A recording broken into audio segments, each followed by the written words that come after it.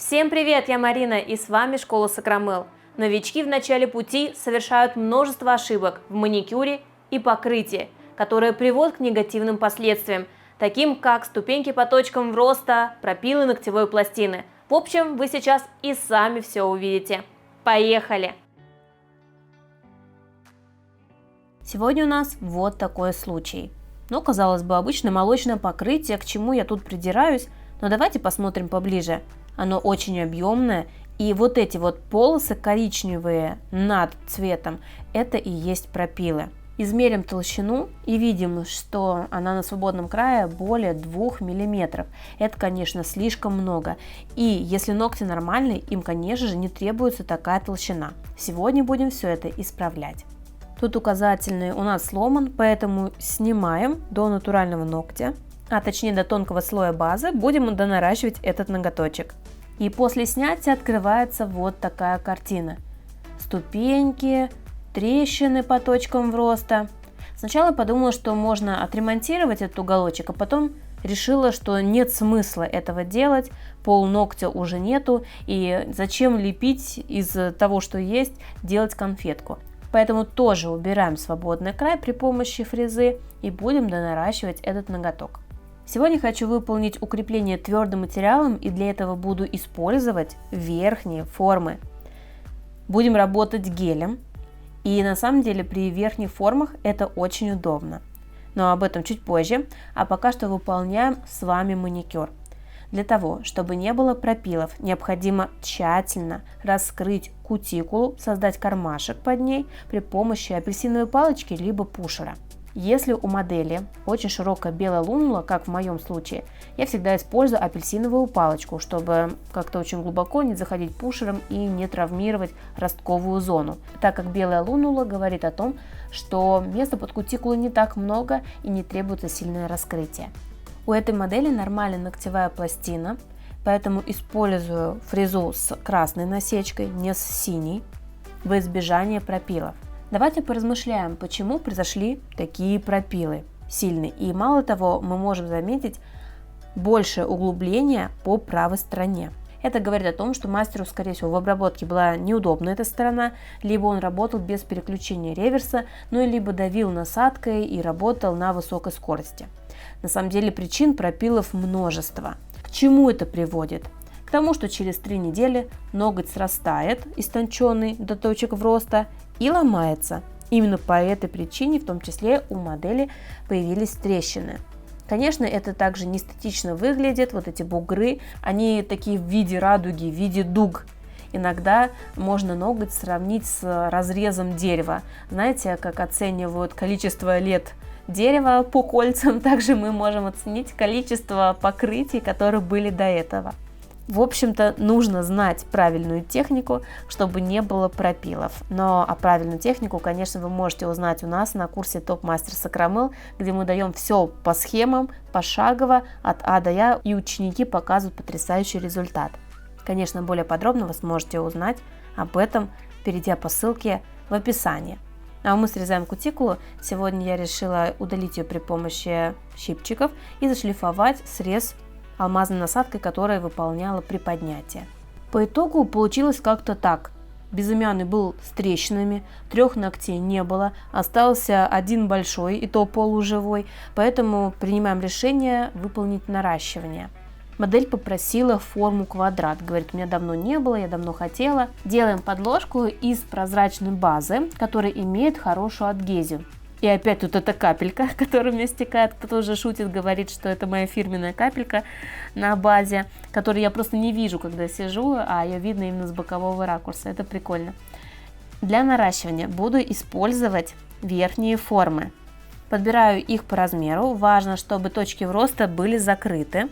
И устанавливаю с небольшим отступом от кутикулы, примеряя в таком положении. А в работе будем использовать жидкий гель. На самом деле эта техника, наверное, мне даже больше нравится, чем моделирование верхними формами при помощи акригеля, потому что обычно он кладется большей каплей и ногти получаются толще, нам приходится больше выпиливать изнутри, а гель растекается, распределяется, и слой получается достаточно тонким. Нам меньше приходится выпиливать изнутри, и в этом большой плюс. Устанавливаем форму на ноготь, смотрим, чтобы у нас сильно материал не вытекал. Если сильно вытекает, опять же, значит у нас где-то в технике ошибка.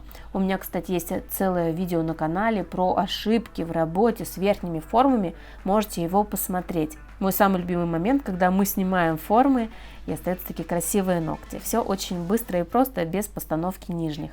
Снимаем липкий слой и приступаем к опилу. Сначала убираем ступенечки в зоне кутикулы.